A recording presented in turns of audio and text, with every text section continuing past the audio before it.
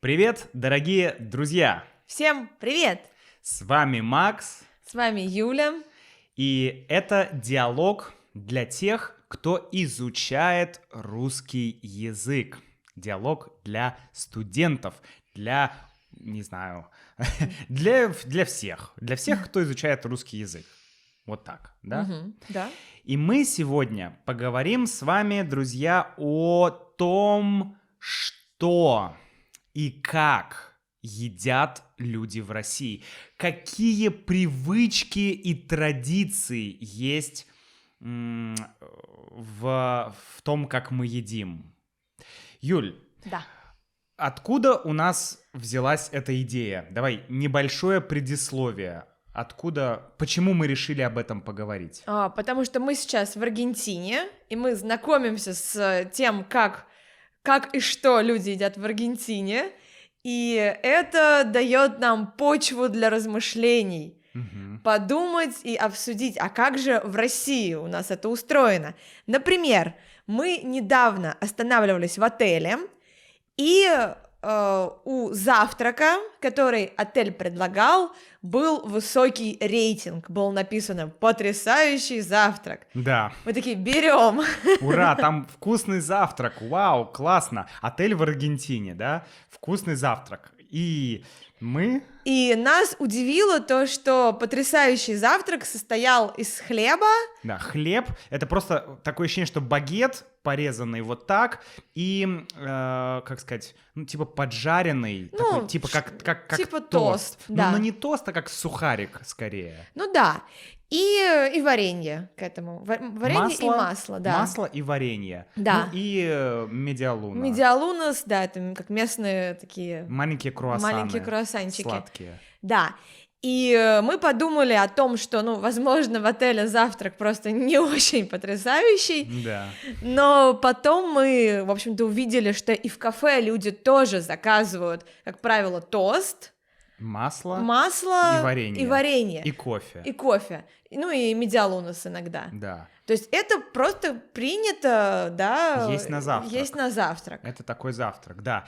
И это нас удивило, потому что, в России совершенно по-другому все происходит, когда ты в отеле, и ты знаешь, что у тебя в отеле включен завтрак, то, такой завтрак никогда не наберет высокий рейтинг, потому что, мы ждем другого от завтрака. И здесь нет, хорошо это или плохо, просто другая культура, да, культура питания. Да. Поэтому мы сейчас хотим поговорить о завтраке, обеде, полднике и ужине.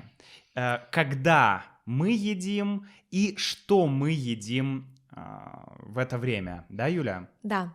С чего начнем? С завтрака? Давайте начнем с завтрака, да. Во сколько мы завтракаем обычно? Как правило, перед работой, это часов 7, 8 утра. Да, примерно 7-8 утра. Конечно, у всех по-разному, но примерно 7-8 утра. Да. Что входит в завтрак в России, как правило? Мы будем говорить более традиционные такие завтраки, потому что понятно, что у разных людей разные привычки. Кто-то вообще не завтракает, кто-то может съесть один банан на завтрак, кто-то еще что-то, но такое более... что-то распространенное, более традиционное. Давай представим, если ты пришел в какую-нибудь столовую в России, скорее всего, что ты там увидишь утром на завтрак, что ты можешь купить. Как правило, это каша. Да, это может быть какая-то каша. Есть огромное количество, вот здесь будут фотографии разных каш, и все эти каши мы можем есть на завтрак. Да. Потом блюдо из яиц, омлет, яичница, просто вареные яйца бывают. Да. Также могут быть блюда из творога. Да, творог и молочные продукты какие-то. Да, например, сырники. Сырники, опять же, здесь будут фотографии, друзья. Сырники, просто творог, например, с вареньем. Да. Да. не знаю, блинчики с творогом, например. Блинчики с творогом, блинчики с мясом, блинчики с вареньем, когда блин внутри варенья, и все это вот в таком виде. То есть, скорее всего, если вы там будете в какой-то столовой или в отеле, который предлагает завтрак, вы найдете вот эти блюда на такой традиционный русский завтрак. Да. Что еще может быть? Ну, бутерброды, то есть хлеб с чем-то. Бутерброды и вообще хлеб, на самом деле, он присутствует практически в каждой, как ее назвать, в каждом... Приеме пищи. Да, каждый прием пищи будет, скорее всего, с хлебом. Опять же, это не все так делают, но это некая традиция. То есть на завтраке будет хлеб, на обед обязательно будет хлеб, на ужин тоже, скорее всего, будет хлеб. То есть у тебя всегда есть возможность взять хлеб, потому что, ну, в России все всегда едят с хлебом, да, ну, как бы традиционно. Традиционно, да. Традиционно. Так, завтрак, напитки, завтраки. Чай, кофе. Чай, кофе, ну, сок, может быть, в меньшей степени. В меньшей степени, да. Наверное, чай и кофе, да. Да, там кофе с молоком, черный кофе. Да. Ну, там детям, например, какао дают еще. Да, какао, кстати, да.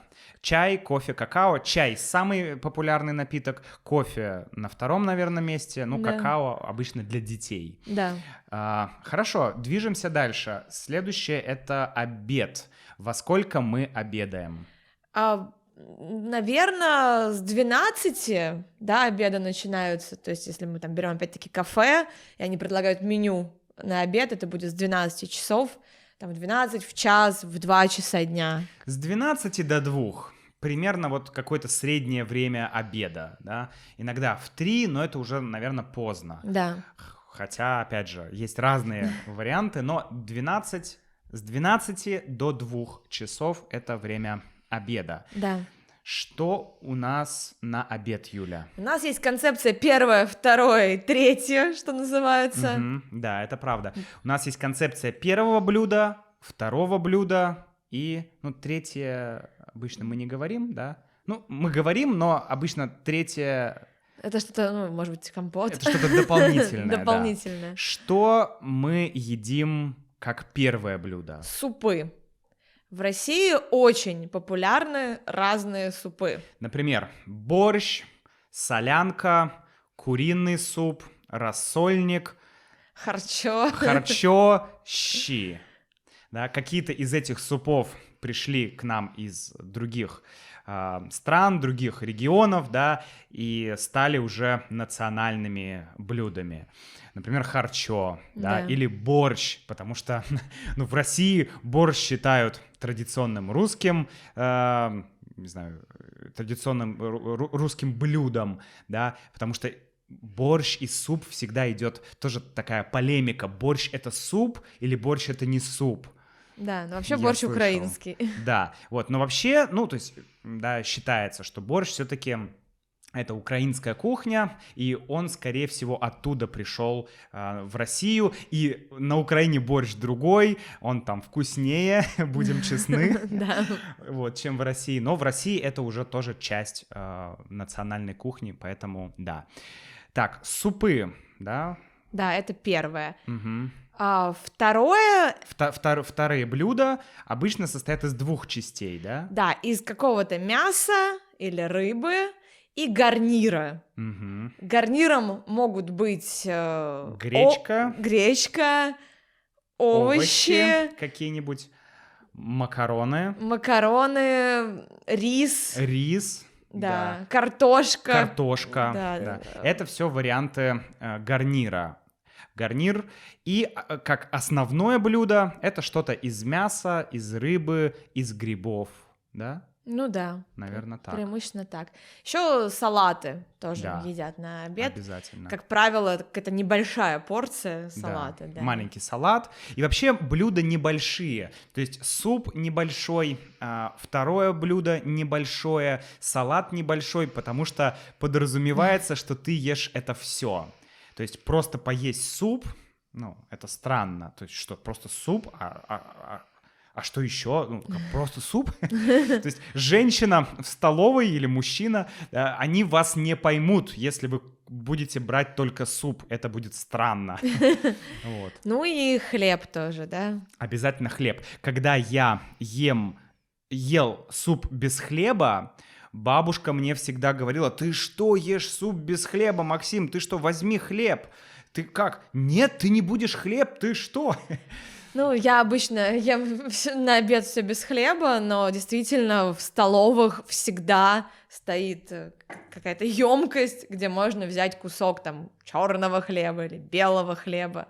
Да, то есть это абсолютно национальный такой, как сказать, аспект есть с хлебом. Все да. Есть с хлебом. Так, хорошо, напитки, тоже чай. Тоже кофе, наверное. Да, ну вот в столовых, например, часто можно увидеть сладкие напитки, компот, да. Кисель.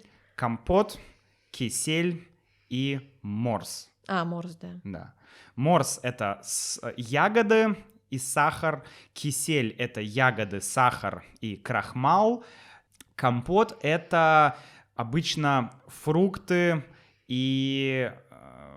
сахар, вода. Или сушеные фрукты, сахар и вода. Ну, его варят, да? Да, его варят. То есть морс просто делают вот так, просто перемешивают все, а компот нужно варить и варить. Да. Обычно потому что сухие фрукты. Да. Хорошо. Что мы еще? Все. Давай теперь перейдем к следующему приему пищи. Это полдник. Полдник. Что это такое, Юля? Вот это забавно, в Аргентине тоже есть, вот этот прием пищи между обедом и ужином, мериенда он здесь называется, и это некая сладкая еда, выпечка, и там мата, например, или чай, какой-то напиток. В России тоже есть концепция полдника, такого перекуса, но... У нас, наверное, нельзя в кафе увидеть там специальное предложение на полдник. Полдник, как правило, есть у детей в школе, если там они в это время в школе, в детском саду, в детском лагере. То есть, как правило, это действительно что-то сладкое, может быть, какие-то фрукты. Йогурт, кефир. Йогурт, кефир, да, тут зависит от места, но какой-то небольшой перекус. Но во взрослом возрасте понятное дело, что у нас может быть какой-то перекус, там те же фрукты, но как здесь, в Аргентине, ты не можешь пойти в кафе и увидеть, что только сегодня на полдник у нас вот что-то такое. А здесь есть как раз специально там для вот мериенды, для аргентинского полдника какие-то предложения. Да, то есть полдник в основном для детей, и ты вряд ли найдешь что-то для полдника, специальное для полдника в кафе и ресторанах. Да. Ну и последнее — это... Ужин. Ужин, во сколько полдник? Вообще, полдник, я всегда думал, полдник, половина дня, это должно быть в 12 часов. Но нет. Во сколько обычно полдник? Часа в 4. В 4 часа. Хорошо, а во сколько ужин? Ужин, наверное, в среднем это часов 7-8. Ну да. У нас не принято ужинать как-то очень поздно. Да. И ужин в целом... Простор для творчества. Тот же обед, но без супа. Да, вот, кстати, отличное описание. Это действительно обед, но без супа. То есть суп мы обычно не едим на ужин, редко, да. Иногда на ужин люди могут съесть то, что осталось с обеда еще. Да. Иногда люди могут что-то приготовить специальное на ужин. Все что угодно. Это может быть... обычно это все равно не сладкое. То есть обычно это все равно блюдо какое-то. Какое-то блюдо и что-то сладкое. Ну да, десерт какой-то может быть. То есть не только десерт, не только сладкое, хотя тоже так возможно. Ну да, кто-то может съесть просто салат, да, то есть тут зависит все от человека, но, наверное, если мы говорим в общем, то это опять будет что-то, может быть, мясное, с каким-то гарниром. Да. Может быть, там какие-то тушеные овощи, тоже с каким-то мясом или с чем-то таким. То есть в целом какое-то такое достаточно сытное блюдо. Да, это сытное, довольно калорийное блюдо будет, скорее всего. Интересно еще, что в Аргентине ужин достаточно поздно, да? Да, многие рестораны здесь открываются вечером в 8 вечера. Да. И предлагают ужин там с 8 до 11, например. Мы никогда не ужинаем, в 9 часов ужинать — это очень поздно. Поздно, да. Обычно все-таки мы ужинаем, в 6 часов, в 7 часов. Наверное, 7 часов — это вот такое среднее, да? Да. Плюс-минус час. Это как-то более так распространено. Но ужинать в 9 часов или в 10 часов, это слишком поздно. В это время люди скорее будут сидеть в баре и что-то пить, но не есть. Да. Да? Вот. Ну что ж, друзья, напишите, пожалуйста, может быть, в вашей стране есть какая-то другая культура, есть какой-то другой прием пищи? Или, может быть, что-то особенное есть именно в вашей культуре? Да, расскажите нам. Расскажите нам. Будет очень интересно. Будет очень интересно. И мы с вами встретимся в следующем видео. И обязательно, друзья, подписывайтесь на нашу мембершип-программу и получайте транскрипции для видео, транскрипции для подкастов, дополнительные материалы к подкастам и многое-многое другое. До встречи в следующем видео. До новых встреч. Есть захотелось. Время обеда. Да. Сколько там времени? Да, время обеда. Мы уже пропустили время обеда. Просто теперь полдника ждать. Да.